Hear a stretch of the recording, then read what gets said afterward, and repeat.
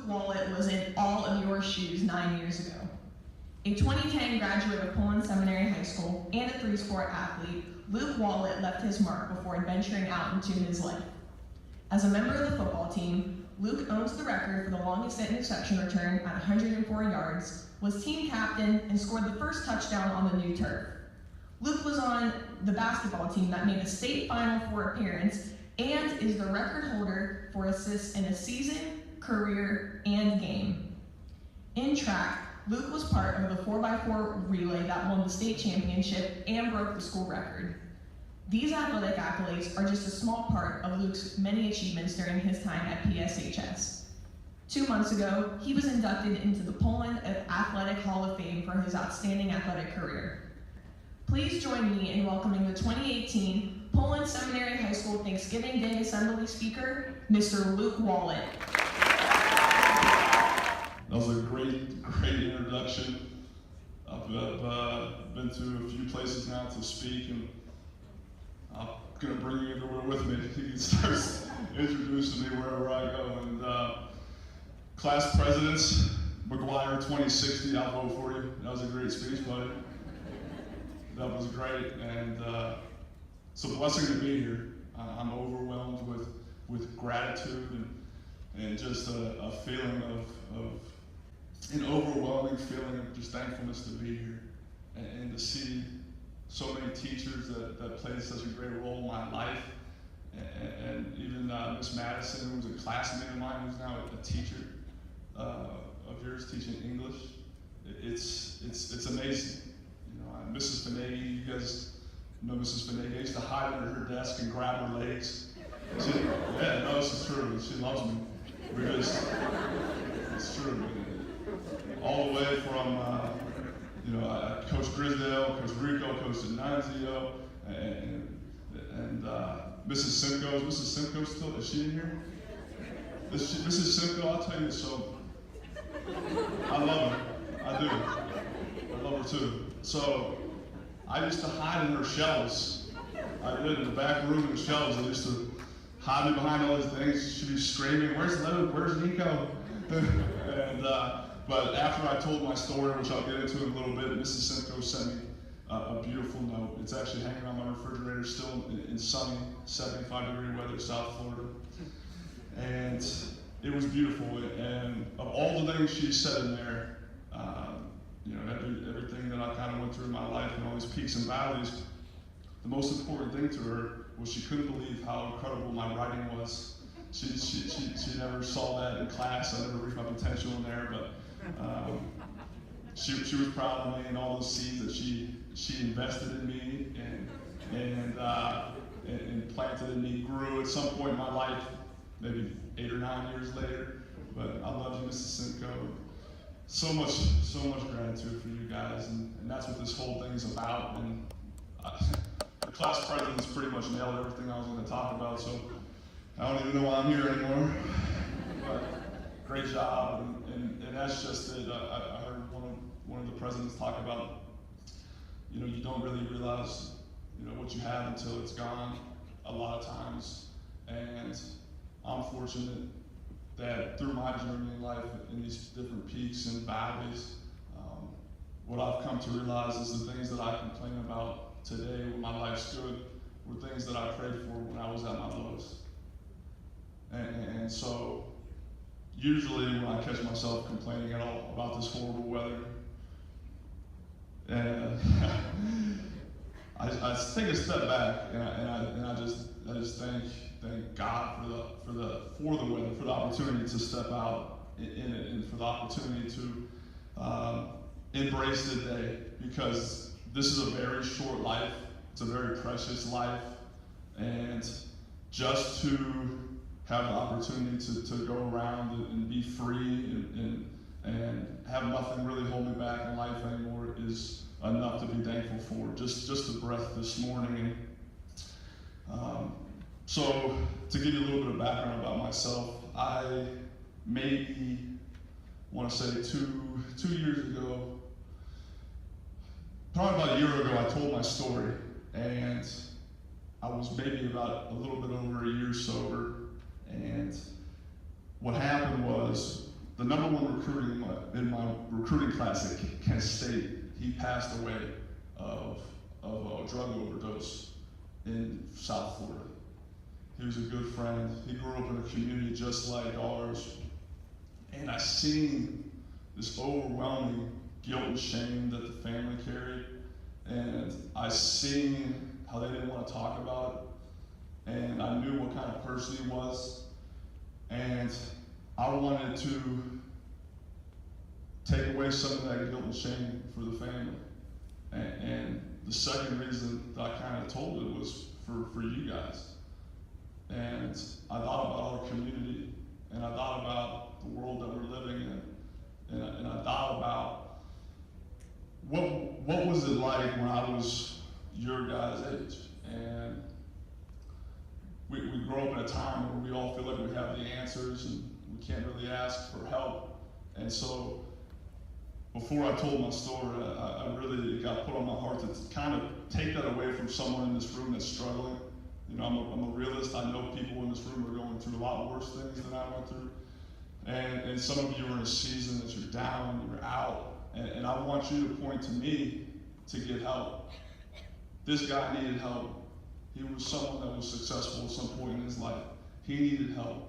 And that's kind of where my motivation for coming out and telling my story. And just like when I got introduced, I see myself in the freshmen in the back of the room that are trying to find friends, to the sophomores who are just getting their feet under them, to the juniors who are finally figuring out, to the seniors who are, we're standing for you and life's good, and now you're about to be a freshman next year. And so I see myself in all these different phases. And so I'm excited to share a little bit about what that was like for me and leave you guys with a couple pointers that I learned along this journey. Before I really get into a couple things, I want to give you a little 3 points to really finding who you are in this journey, regardless of what season of life you're in this room. I want to talk about that video a little bit more. I actually do national outreach, so I go around, I speak to community like ours now, and I talk about the different issues that the people really don't want to talk about, that are affecting our communities, affecting families, affecting individuals. And after I told my story, it was overwhelming how many people reached out and said us too, and they felt so alone, and they felt like they were the only people going through this problem. And that's why I truly believe that this world wants us isolated and to feel like we're the only ones going through depression, anxiety, and stress, but we all are going through these different things. And what's really funny about that news story is they showed a video of me that I wasn't even on drugs yet. And they're like, hey, his life turned downhill, he was on drugs. And I wasn't even on drugs. It was incredible. So listen, grew up maybe 2 minutes from here. And just like our class presidents talked about, I never missed a meal. I had a great family. I had a mother that loved me, that was 100% Italian and would spank me if I got out of line. And so I drank one time in high school, and I got grounded for the entire summer. And so this didn't start in high school. And so when I come to these different schools, and I know when they brought in like DARE speakers, and they brought in speakers for these different things, I would usually be sleeping somewhere, and you know, it would never be me. Like, if I asked you to raise your hands, like if you're gonna grow up and be a heroin addict, none of you would answer that. I would hope not. And so, really life is a very, very, very delicate series of decisions and consequences to those decisions. And so, grow up a little bit from here, and I had a great experience in high school, like the class president talked about. Went on to Kent State University. Freshman year, playing on a rival school, Akron University. And the third play of my college career, I had an interception, and I ran in for a touchdown. And just like at Poland, and just like growing up in this community, things came pretty naturally, and it came pretty easy for me. I truly never had to work too hard. I was always blessed with everything I needed and most of what I wanted. And things fell into line for me. We have an upper hand being at Poland in one sense, and we have a disadvantage in a sense. that you guys don't realize yet. And so going into my sophomore year, I worked pretty hard and become an all-conference player, lead the conference in interceptions. And then the junior year comes and put in a lot of hard work in the off season, and I had the best season I've ever had in any sport, period. I led the conference again in interceptions, 5th in tackles. Our team was 11-1, we were ranked 15th in the country, and we were double overtime loss away from playing in a bowl game, a big bowl game, the Orange Bowl. And so finally, this everything I worked for, this kid from Poland that was a little freshman trying to figure out his life to the senior, everything that I worked for finally became a reality. I had agents calling me, I had the media calling me, I had scouts calling me, I was a projected late round draft pick, and I was excited. Everything that I dreamed of. And even to this point in college, I drank maybe 10 times. I could count on my hands. And I was exposed to pain medication a few months before then in my junior year, where I took the pain medicine as prescribed because I didn't have any, emotional trauma, and things were great they work for pain, I mean they do. And so what happened next is I go into my senior season. We're playing at LSU. And so LSU, for anyone who follows football, they had Odell Beckham, Jarvis Landry, Jeremy Hill, Zach Mettenberger. They're ranked 7th in the country. We're playing on ESPN. And this is it. This is a kid from Poland. We're about to make it. This is what I wanted to do, was play in the NFL. That was my dream from the time I was a freshman in these hallways. And so, third play of the game, throw a little flat route, and I jet out to the sideline, and I tackle the guy and blow my knee out, tear my left MCL. And for the first time in my life, really for the first time in my life, I started to experience different emotions that I didn't know existed. I started having anxiety about the future, my NFL future. Started having some depression about the timing of the injury. I started having all these different stress that I never experienced in life, that I didn't experience at Poland. I didn't experience it. And for the first time, I'm exposed to all these different, my stomach's turning, and can't figure out why my heart's beating a little bit faster, and I can't figure out why I'm sleeping in a little bit later, and I can't figure why it's harder to get out of bed in the mornings. And so, I'm prescribed pain medication. I can't miss the rest of the season. I want to see this dream become a reality. And so, what happened, the following week we played Penn State. I had 15 tackles, and they gave me 2 Percocets. And I found out that these pain medicines did more for the emotional pain than they did the physical pain. I thought I needed these things to function in life. My whole life, I grew up, I was the athlete. I thought I knew who I was. And slowly these drugs, they started getting intertwined in my DNA and who I thought I was. And the progression for me was that I'd get prescribed a few more weeks, and then they quit prescribing them for me. But at this point, I think I need them. And so I started seeking them off the street, something I never did before. And so get them off the street, and eventually the street dealer tells me, hey, I don't have any more of that, try this. And that was my introduction into heroin. And unfortunately, it was my senior night in college. So the night that I was supposed to honor my parents and bring them out on the field and thank them for all their sacrifices so that I could grow up in a school in a community like Poland, Ohio, and go to Kent State University. And I could do all these things that other people weren't afforded the opportunity to do. Instead, I don't really even remember the game. I was high on heroin, and it opened up a rabbit hole in my life that took me to some really dark places. And luckily, I would eventually go to Cincinnati and move back to Youngstown, move to Cincinnati, but eventually I was blessed to be offered help. My father, he drove down to Cincinnati, Ohio, knowing that something was wrong. He said something tugged on his heart. I called it divine intervention. And he offered me help. For the first time in my life, I humbled myself and let my ego go, and I accepted help. And it changed my life. I would go to Richmond, Virginia for 28 days, and then I would go to an outpatient program in Florida, and I would never move back because it's so nice down there. It's beautiful. And I'm going back Thursday. So I'll tell you what, so with that being said, that's kind of really where my life restarted, was getting help and seeking help. And I wanted to just briefly talk about three points on this journey. And obviously you can see in this picture right here, that was me in camp with the New Orleans Saints, and a dream of mine.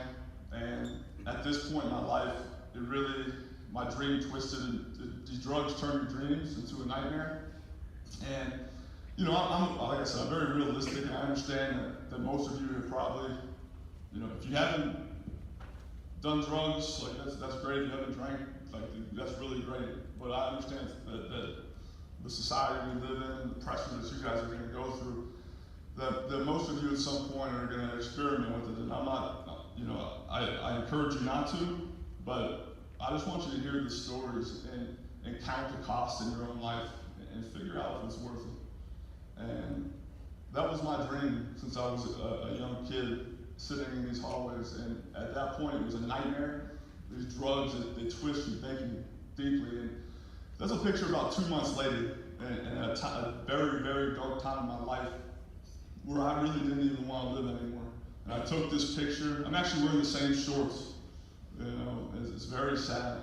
And so I took that picture and really wanted to change around my life. And I kept that picture on my phone in my background for about 2 years. And it served as great motivation of doing the next right thing. And so this next picture, these 3 points. See, I'm more of a picture slide guy, and I excelled at those during school. And so no words, nothing, just a couple pictures to show you guys my journey. And the first point I want to make to you guys, since we got about 10 minutes left, the first point I want to make to you guys on this journey, we're going to keep it real simple. It's find good friends. And I was playing in an all-star game after college, and my coach was Brian Dawkins. And I know you guys are young, you probably don't know who Brian Dawkins is. He's in the NFL Hall of Fame. Great player, very intense gentleman. And he said something that was so profound to me. He said, show me your 5 best friends, I'll show you exactly who you are. Show me your last 10 phone calls, I'll show you exactly who you are. And what I'll say to you guys is these decisions that you guys make are predicated by the people that you surround yourself with. And I can tell you something about decisions. The previous picture I showed you, that was a series of good decisions to get to that point. And then the series of decisions almost led me to not wanting to live anymore. And little innocent decisions, they may seem like bad ones, that they'll keep you longer than you wanted to stay, they'll take you further than you wanted to go, and they'll cost more than you wanted to pay. And that's a hard lesson that I learned. So this is my good friend Steve Pulliam. We're about 2 months sober at this point, so it's kind of crazy that he's wearing a Banyan t-shirt, and that's where I believe everything happens for a reason. But Steve's a good friend of mine. I talk to him a few times a week, and Steve came down to Florida for recovery, made decisions in his life that weren't that good, and he was facing 21 years in prison. And grew up in a community very similar to ours. The charges weren't violent, they were non-violent charges, they were all drug-related charges. And Steve would end up being picked up on they have a big scooter population in Florida. He'd get picked up on a population, or on a scooter in Florida. And he gets extradited to Virginia for these outstanding warrants. And so I know Steve, and Steve really has changed his life, and he's about nine months to a year sober, and really a different person. But he had to go back and face consequences for decisions he made. regardless of how young he was. You know, he's 24 years old, so when these decisions were made, he was 19 years old. And he gets extradited, and I go up there and I testify on his behalf. I'm someone that's kind of mentoring him along in this journey. And facing 21 years, go up there, testify. The judge gives him 8.5 years. And in the state of Virginia, there's no parole, nothing. They hammer him. And it was a feeling that looking at his mother, two great parents, and seeing their face and seeing how the disgust and the hurt and the pain, it was something that I wish upon nobody in this room to have to experience. And so understand that the people you surround yourselves with, if they're good friends, they'll pull you out of situations before you ever have to be in a situation. They'll grab you and they'll lift you up, and you'll become a product of the people that you surround yourself with. And just reflecting back on my personal life, life was good here. I had good friends. I didn't make really bad decisions. My friends' choices started to slip worse and worse. And so understand that as you go about your business, and be a good friend to people, and grab them before they make bad decisions, and surround yourself with people. Because we were created to do this journey together. Everyone in this room. We need people. Second point I want to show you guys. Ask and accept help. Ask and accept help. Today's social media world tells you that everyone has the answers, that people aren't going through different things. And here's a little secret, they don't have the answers. They truly don't. And my ego and my pride in this journey, before I got help, it almost killed me. You know, what's crazy about my father coming down to Cincinnati, Ohio, is the following, this is why it was crazy. The next day, I had a plan to kill myself. I didn't want to live anymore. The pain of living finally surpassed and escaped the joy of using drugs or alcohol. And at this point, my mind is so twisted and thinking that I can't live without these different things. And so my dad came down there and he offered help. And I couldn't even, I went through months of like self-detoxing these drugs on couches and trying to figure out how to live. I couldn't do it, and this and that. And it was finally when I humbled myself and accepted help that my life changed. It changed. And so I encourage you guys to not only accept help, but to go out and offer help, and to go out there and be that angel for someone, because we're all going through different battles, and a lot of times we feel like we're the only people going through them. But I promise you, when you team up and you're there for each other, you're asking, you're accepting of help, it makes this journey so much easier.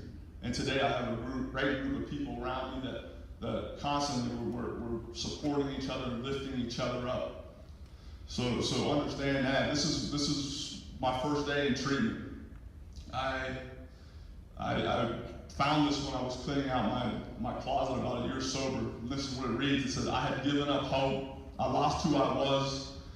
Relationships are falling apart around me. I have no purpose, no dreams, no more boundaries. Daily I thought about how this world would be better off without me. I did AA meetings, I did sobriety, but I was always still in conflict with myself about using. With nothing left, I used the gift given to me to get help. There it is. Accept and ask for help. I can promise you, all your teachers, everything that you guys are going through, I promise you this. I guarantee you, your faculty has been through it. I promise you that. And they're there for you. They're in this business because they love you. They don't come here. They're underpaid teachers, and they're in this because they love you. It ain't for a paycheck. I promise you. I was a special ed teacher, and it's because I love the gift of giving to others, and to seeing what happens, and it's a beautiful thing. And the third and the last point I want to make to you guys, because I know I'm running out of time. You got all the time you want. Okay, thank you. All right, another 94 minutes. All right, real fast before we get to our last point. Who in here has a hard third period class? Yes. You can be thankful for me. I blessed you because. Oh, who has a hard fourth period class? Yes. You can be thankful for me today because when I was asked to come speak here, they're like, hey, do you want to come at 8 o'clock? And I didn't even really respond at first. And so whoever makes, Mr. Snyder knows me, and whoever makes whoever's in that dark room, the creatures of the summer scheduling, they gave me first and second period study hall my senior season, or my senior year of high school. And Mr. Snyder would always come, I'd always be sleeping, just out cold for 2 straight periods. And Mr. Snyder, wake up, Wollet, every day. And so he already knew. He said, all right, we'll do 9:50. Thanks for coming. So, okay, now back to what's important. The third and last point I want to make to you guys. So the first one, find good friends. Second one, ask and accept help. And the third and the last thing, one of your senior presidents mentioned it. I want you to love unconditionally. I want you to love unconditionally. Someone said something about love in that journey, and I learned a very powerful lesson about love. And my buddy, Brian Winters, who plays for the New York Jets, great guy, and I was at his wedding up in Cleveland. Maybe about, I don't know, a year and a half ago. And the pastor said something so profound that I absolutely loved. And he said, love, he started talking about love. He said, love starts when you fall out of love with each other. And I was like, what'd you just say, Pastor? And so he started going on. He said, when you have to take food off your plate so that the other person eats, that's love. When you have to forgive when you don't want to forgive, that's love. When you have to sacrifice something for somebody else, that's love.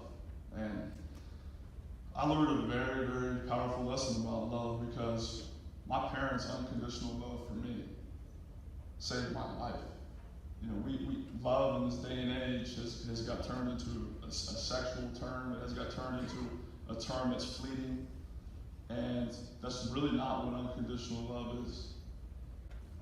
My family, it didn't matter what I did, how many bridges I burned, they unconditionally loved me. They drove down after not speaking to me for 6 months to see if I needed help. If they didn't do that day, I wouldn't be on this stage speaking about what happened in my life. I wouldn't. Unconditional love. Unconditional love from above and unconditional love from my family saved my life. It saved my life. It healed me. Unconditional love healed me.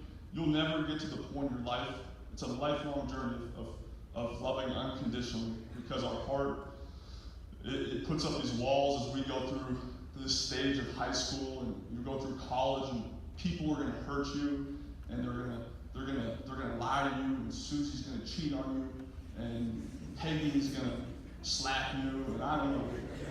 But what happens is as you go through these different things in life, you get a wall put up. Each time one of these things happens, and you don't even realize it, you get a wall put up. I'll never do that again. Well, I'll never let that happen to me again. But what happens is when you love unconditionally, it frees you. And on this journey, it healed me because I had so much hate in my heart. I had so much anger for people that hurt me. I didn't even know it. But in this program where I got sober, they asked you to write down all the people you were mad at, your resentments. And I said I'd have a couple, because I grew up in this society, in this football culture where I'm a man. I got myself into this problem. I'm going to get myself out. The reality was I was very upset about some very petty things for a very long time. And the only person that these resentments and these hurts and these wrongs The only person that it was hurting was me. Until I learned to love unconditionally, to know that that's just a person, and that they're going to make mistakes. And I forgive them, because forgiveness frees you. And it freed me, and it healed me, and it set me free. And my unconditional love for people, it's freed me from judgment, to be able to go and speak about being a heroin addict when I didn't have to. I didn't have anything to prove. I could have just went about my life. My life, it never seemed that bad to other people. I didn't have to do this. But I have an unconditional love for the children of this country. I have an unconditional love for Steve and Mary, my teammate that passed away, and for his family, and for people that are struggling. We talk about, I heard the president mention war veterans. That's one of the biggest populations I deal with every single day. Every day.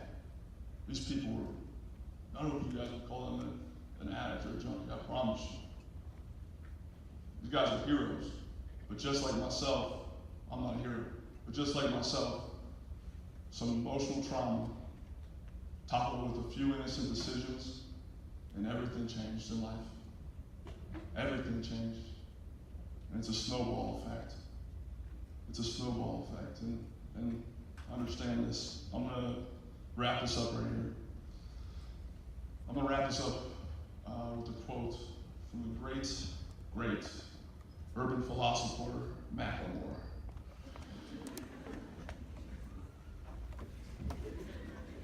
They say you die twice, once when they bury you in the grave, and the second time is the last time somebody mentions your name. So when I leave here on this earth, that I take more than I gave, that I look out for the people, that I do it all for fame. It's one of my favorite quotes. And my challenge to you guys is to understand that this life is so short. This life is so short.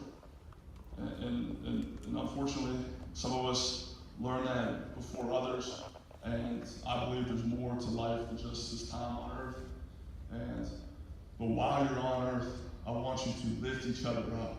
I want you to understand that you are going through a season of pain, that you're not the only person going through that season. That someone in this room knows exactly what you're going through. And that the enemy wants you isolated. I felt so alone. I felt so alone. And that's why I wanted to die. And then I realized I wasn't. And that being around people, I recovered with people. I didn't do this by myself. I recovered with people. And so will you. And so will you. Ask for help.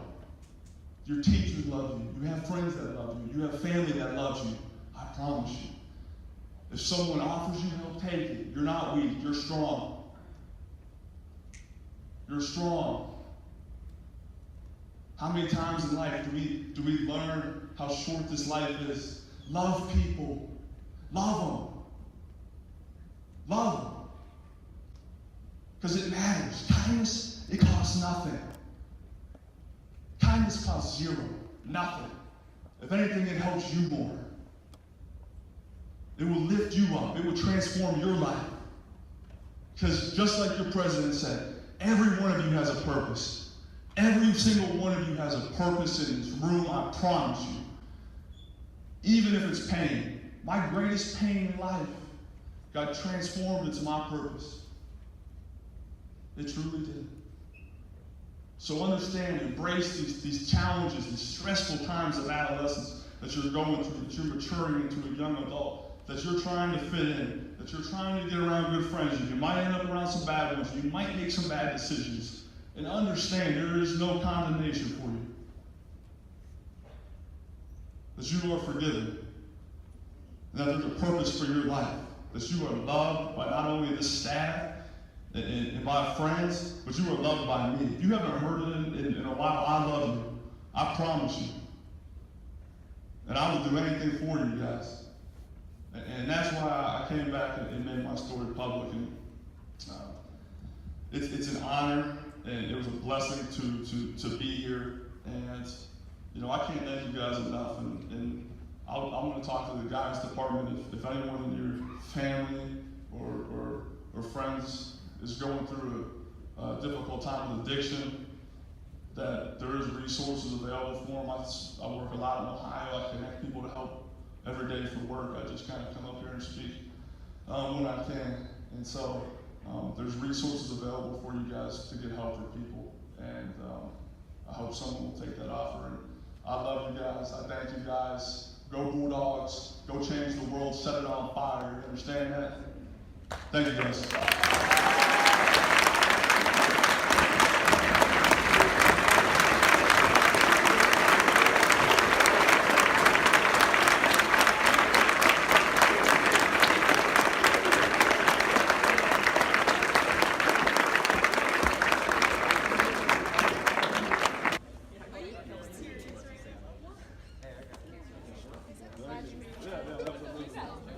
Keep being amazing. I want to be just like you one day. Yeah, you will. What? I appreciate it.